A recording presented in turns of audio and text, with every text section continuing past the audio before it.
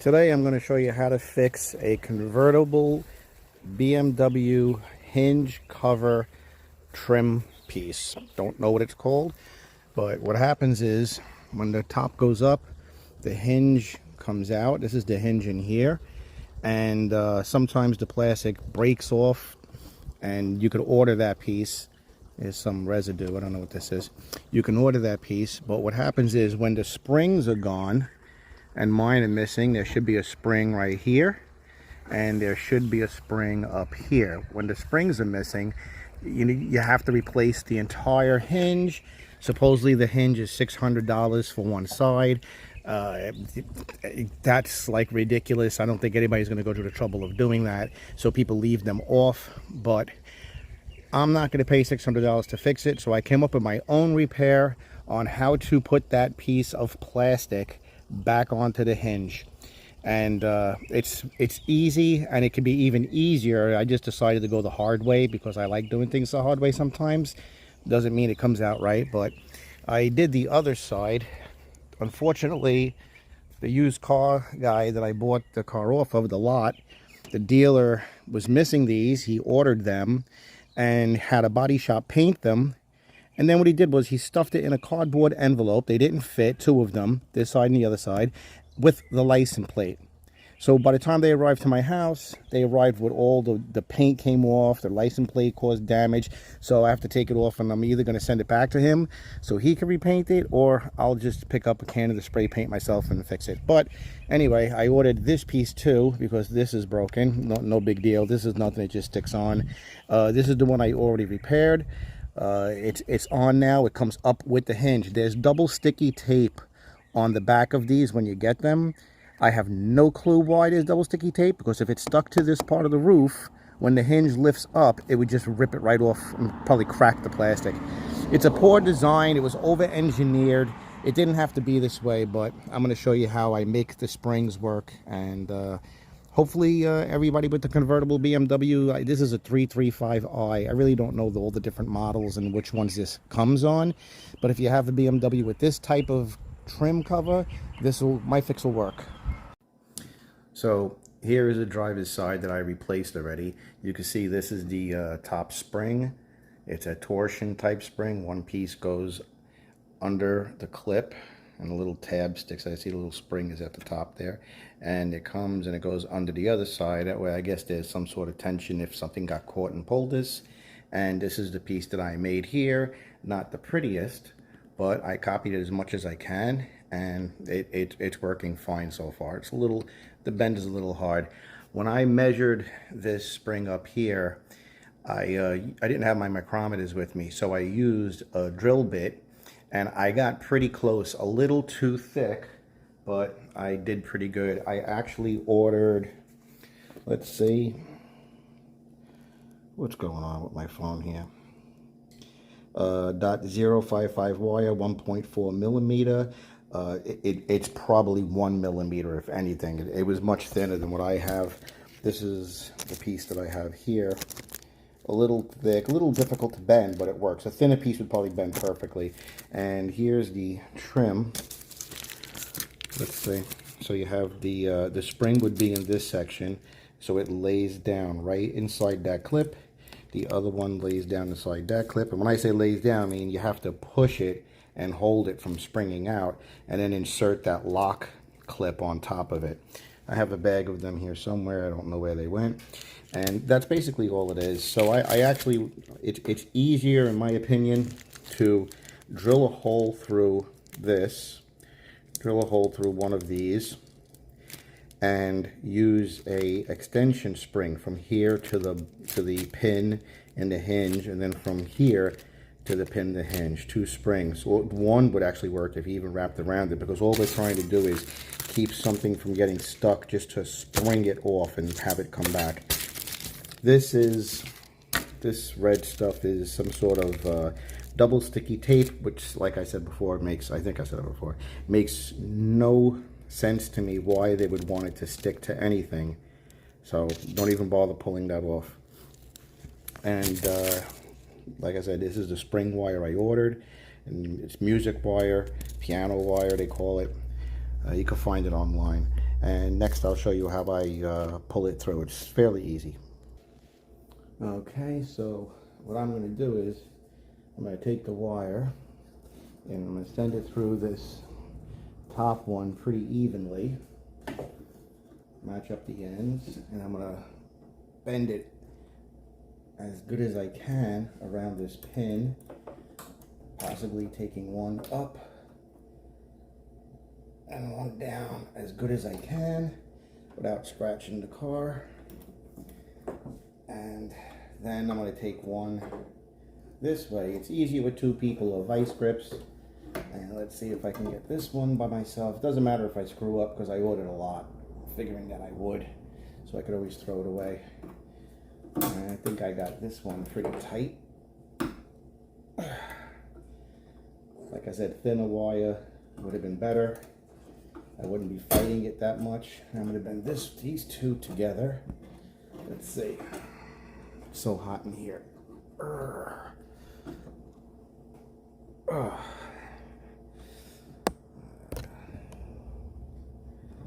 That's almost good. Not happy with it. I'll probably take it apart and redo it later. But I'm just giving you the idea of what's going on here. It's easy to do it like this. This, and if I had a good set of pliers, I could pinch this end, and maybe I'll do that. Maybe I'll get some pliers and pinch that together just to make it easier. Let me be right back. Okay, let's see how the pliers work. I'm also pulling forward on this so it doesn't get too large.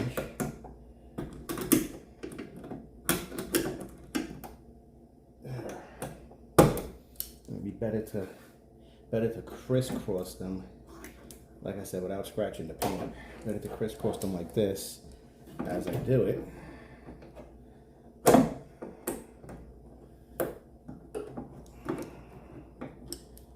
I don't want to bend on an angle, so let's see.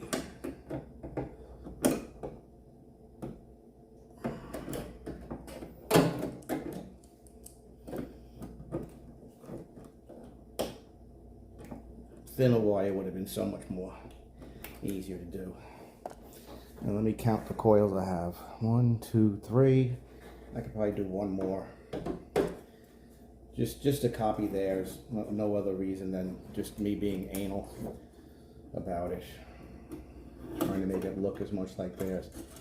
So let's say this is my last coil. Oh, here's a good one. I can hold this and pull this top one. That's a good bend right there. See, vice grips, I would have locked this bottom one in, and I would have, maybe it was the camera, whoa, I would have locked the bottom one in, and just pulled the top one nice and tight. So now I could squeeze them together again. And I think I'm making this look more difficult than what it really is. Only because it's like 150 degrees in this garage. It's crazy. I'm melting. So pull it tight. And like I said, it really just needs the springness of it. It's all. So if I wanted to leave it like that, next what I do is get another plier. Hold on. Okay, so this piece is going to go on top. It's going to cover it like this. So the spring has to be in between both of them. And I'm really not crazy about what happened there. It crossed over. But like I said, I'm doing it by myself. If I had my son helping me, it would be much, much easier for him to hold it. Or vice grips to clamp it to the piece of metal here.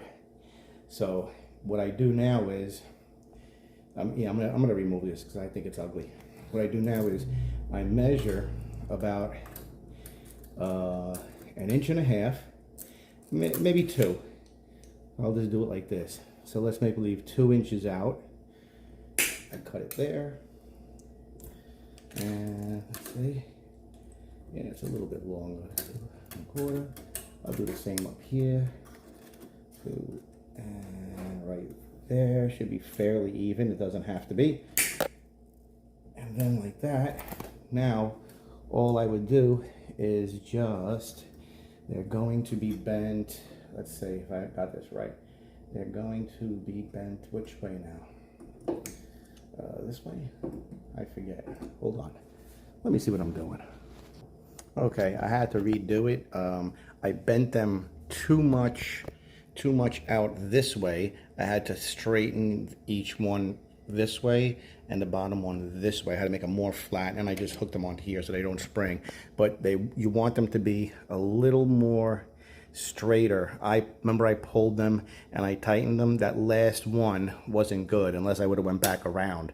So this is basically what you want. You want it sticking out like this, and then this is going to go under, where is it? This is going to go, this goes the bottom. So this one's going to go in this track. I'm sorry. This one's going to go in this track if I can take it out. I need two hands, but I can't do it.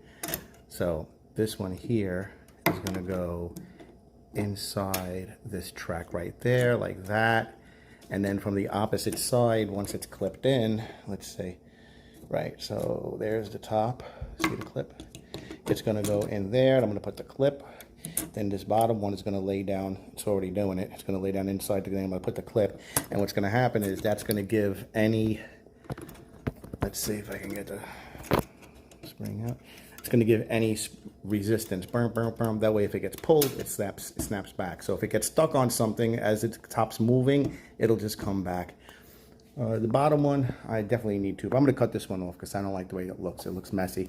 But the bottom one, I'm going to do that also and put them back on. Like I said, I'm going to have to take them back off anyway because the freaking used car dealer did a shit job painting this. But the end result is this is the easiest way, I think, of replacing the plastic only when the springs break. For some odd reason, the top spring was missing. This bottom one was half there. Someone cut it because they didn't know what they were doing, more than likely. The other side only had one, so there was two missing. Let's see, missing, broken, one, and missing. Why they would be missing, I have no clue. I really can't imagine why these would break. But the end result is you can fix it without changing this $600 hinge that has the springs built in. You're buying a $600 hinge just because it has two springs on it.